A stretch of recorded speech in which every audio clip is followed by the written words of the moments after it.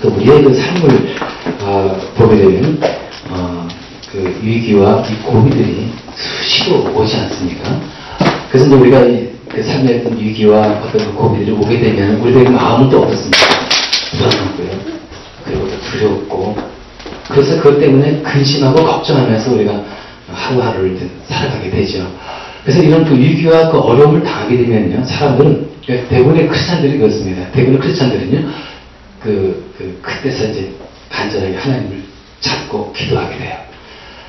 물론, 우리들은요, 기도 중요성을 알고 있어요. 기도의 필요성을 알고 있습니다. 근데 우리들은요, 어떤 위기를 당했지만 하나님을 필요해서 찾게 되고 간절하게 기도를 한다는 거예요. 여러분, 혹시 기도하지 않고도 신앙생활을 할 수 있습니까? 어떻습니까? 여러분들이 기도생활 하지 않고 신앙생활을 할 수 있을까요? 없을까요? 신앙생활을 할 수 있죠. 왜 할 수 없겠습니까? 근데 기도하지 않는 신앙생활은요, 여러분 어떤지 아십니까? 기쁨이 없어요. 신앙생활 하는데 기쁨이 없어요. 맛이 없어요. 무미건조해요. 그리고 기도하지 않으면요, 우리의 영이 병들기 때문에요, 마치 죽은 신앙처럼 그렇게 신앙생활을 하는 거예요. 그 이엔 바운즈라는 사람이 있거든요. 이분은 이제 그 1900년도 초기 사람인데, 이분이 이런 그 책을 이제 쓴 걸 이렇게 보니까요, 이런 제목을 붙여서 책을 썼더라고요. 기도하지 않으면 죽는다. 되게 자극적이죠. 저는 이 기도 제목 보고 되게 아주 그냥 좀 도전 도와주면서 굉장히 자극적이다. 그래서 이게 어떤 내용인가? 우리가 기도하지 않으면 죽는다. 이게 육체적으로 죽는다는 말은 아니에요. 이게 육체적으로 죽는다는 말이 아니라, 우리가 이제 기도하지 않으면 우리 영이 시들해지고요, 우리 영이 병들어서요, 죽은 신앙의 그 삶을 살아가는 거예요. 몸이 건조한 신앙생활을 하는 거예요. 이것 보고 기도하지 않으면 죽는다. 이렇게 좀 영적인 표현을 써가지고 이렇게 얘기를 한 겁니다. 그러니까 우리가 이 기도에 끈을 놓지 않고 꾸준히 기도한다는 게 너무 중요한 거예요.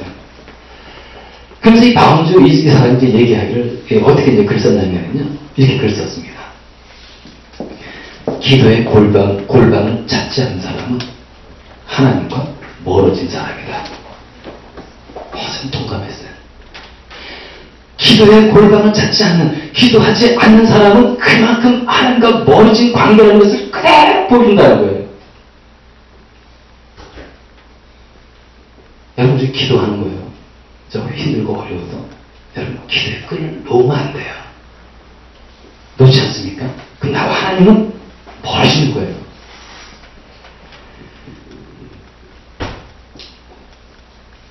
그래서 참 끈기라는 게 참 중요한 것 같아요. 사실 우리의 삶 속에서 끈기 없이 되는 게 어디 있습니까? 여러분, 끈기 없이 되는 게 뭐가 있을까요? 저는 없다고 생각이 돼요. 여러분, 공부하는 것도 끈기 있어야 되잖아요. 연구하는 것도 끈기 있어야지 연구하는 거죠. 이 끈기 없이 어떻게 연구도 하고, 우리가 공부도 하고, 시험 공부도 어떻게 하겠습니까? 시험하는 것도 어떻게 끈기 없이 시험도 가능하겠어요? 자녀 교육시키는 거, 부모의 인내가 필요합니다. 끈기 있어야 돼요. 마찬가지로요, 기도에도 뭐가 필요하다고요? 끈기가 필요한 거예요. 근데 이제 우리 그리스도의 문제가 무엇입니까? 우리가 이제 그 마음의 이 소원을 간절해도요, 오랫동안 이 기도를 못한다는 거예요. 이게 우리 기독교의 단점이에요. 우리 기독교의 약점입니다. 저도 그래요.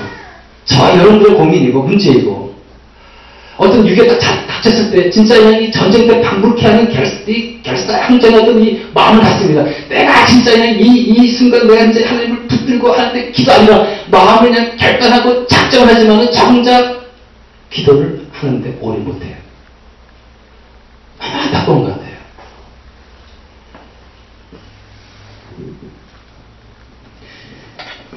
그러면서 오늘 그 말씀에 나오는 그 야고보서 우리에게 중요한 교훈을 많이 주는 것 같아요. 특히 이제 우리 그리스도인들에게, 올라오는 그리스도인들에게 어떤 교훈을 주냐면, 특히 끈기 없는 그리스도인들에게 기도하려면 좀 이렇게까지 해보자, 이걸 주는 것 같아요. 우리들에게 기도하는데 너 그렇게 기도하면 안 된다. 좀 이렇게 좀 기도해봐.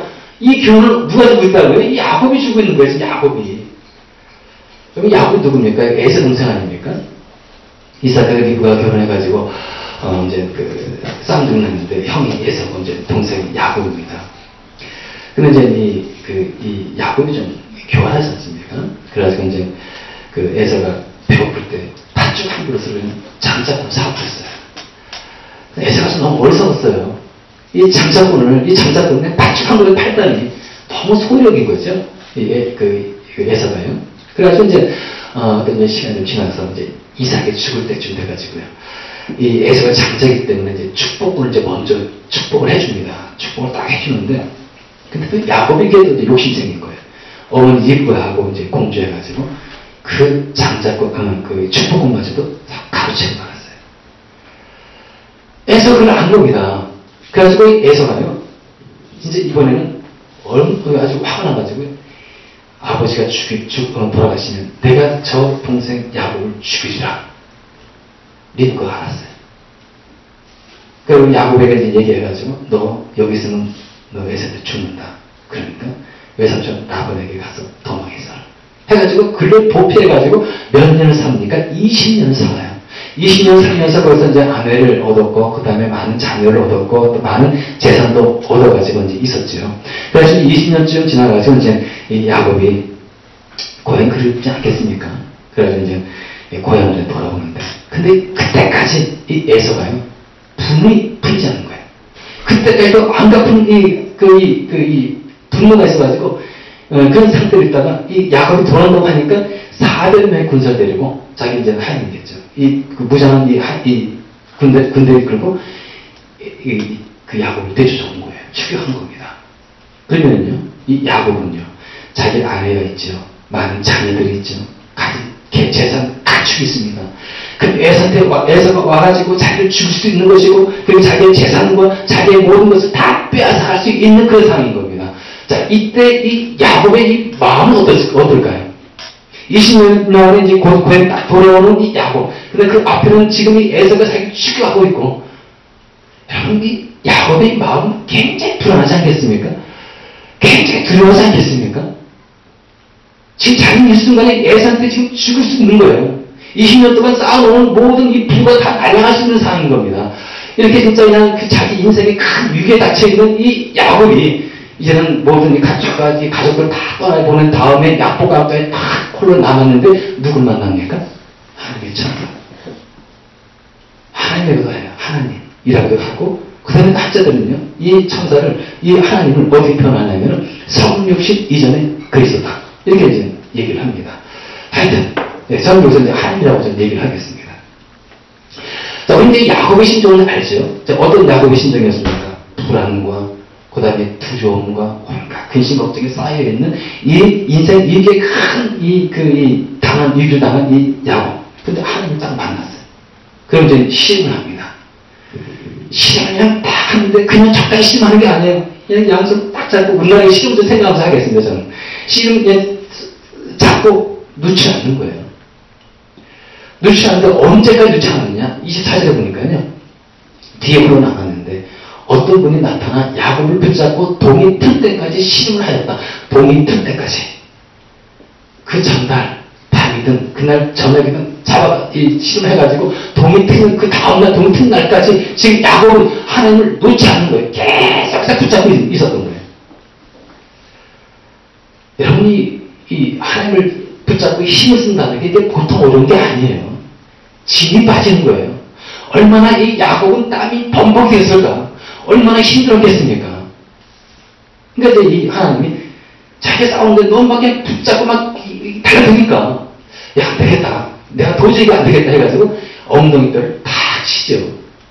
엉덩이뼈 다 치면 이 힘을 못 쓰지 않습니까? 이 치료하는데 이 엉덩이 허리 쪽에 힘이 들어가야 되는데 여기를 딱 쳤으니까 힘줄 친 겁니다. 얼마나 고통스럽겠습니까? 근데